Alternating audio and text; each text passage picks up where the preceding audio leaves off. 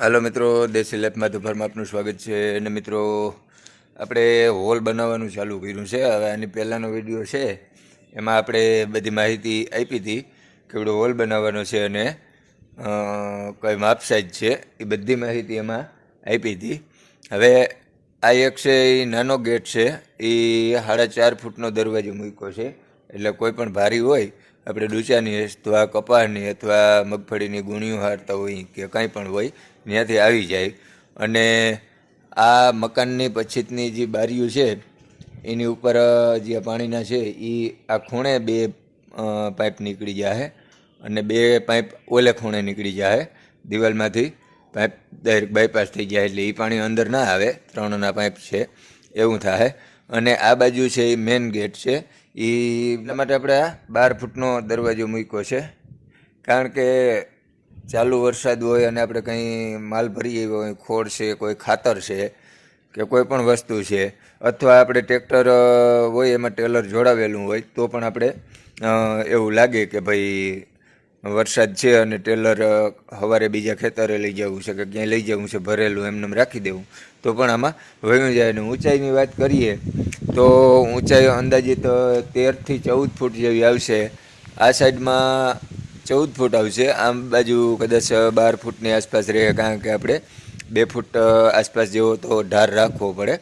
તો કઈ રીતે ઢાર રહી એ તમને બતાવવું હોય. અને એક દિવાલ આપણે કમ્પ્લીટ કરી લીધેલ છે, હવે આ 2 દિવાલ બાકી છે. તો નવા મિત્રો આવી ચેનલને સબસ્ક્રાઈબ કરી લેજો. વિડીયો ગમે તો લાઈક શેર કમેન્ટ કરજો અને સબસ્ક્રાઈબ કરી બાજુમાં બેલ આઇકન ઓન કરી દેજો, જેથી કરીને આપણો નવો આગળનો વિડીયો મળતો રહીએ. આ છે આપણો દિવાલનો ઢાર, બરાબર. હવે આપણે 25 ઇંચનો ઢાર રાખ્યો હોય, 25 થી 27 ઇંચનો. 1 ફૂટે 1 ઇંચનો ઢાર રહી ગયો છે. અને આમ થોડુંક પહોળાઈ વધારે છે, લંબાઈ વધારે છે, ગોડાઉન છે મોટો. આ બાજુ હજી 5 થર બેલાના મારવાના છે અને આ બાજુ પણ 6 થી 7 થર આવી જશે એવું છે. અને આ દિવાલનું કામ આખું કમ્પ્લીટ થઈ ગયું છે. અને માલની વાત કરીએ તો આપણે આમાં 2 ટેલર જેવી રેતી જોઈ છે અને 18 થી 20 થેલી જેવો સિમેન્ટ જોયો છે. અને નીચે ખુરશીમાં આપણે જે કારા પાણા ભર્યા હતા એ 5 ટ્રેક્ટર જેવું કારા પાણા જોયા છે. અને 1200 જેવા બેલા આપણે આવી જાય. 1200 બેલાનો આ આખો હોલ થાય.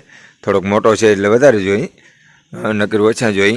અને પ્લસ કે આપણે મોટી બારી મૂકવાની હતી, પણ એમાં એવું છે કદાચ જો ભૂલથી રહી જાય ખુલ્લી તો થોડુંક વરસાદનું કે એ બધું હોય, ભેજ આવવાની શક્યતા રહી. એટલે આપણે ઉપર હવે અહીંયા બારી મૂકવાની છે. એટલે શું છે કે ત્યાં કંઈ બહુ એટલું બધું માલ ત્યાં સુધી આપણે બહુ પુગાડવાનું ના હોય, નીચે વધારે હોય ત્યાં તો ક્યારેક પુગાડવાનો હોય. અને એ બારી આ મહિલા નાના ડબલા આવશે 3 અથવા 4. હવે એ સાઈઝ ઉપર 3 બારી મૂકવાની છે અથવા 4 બારી મૂકવાની છે.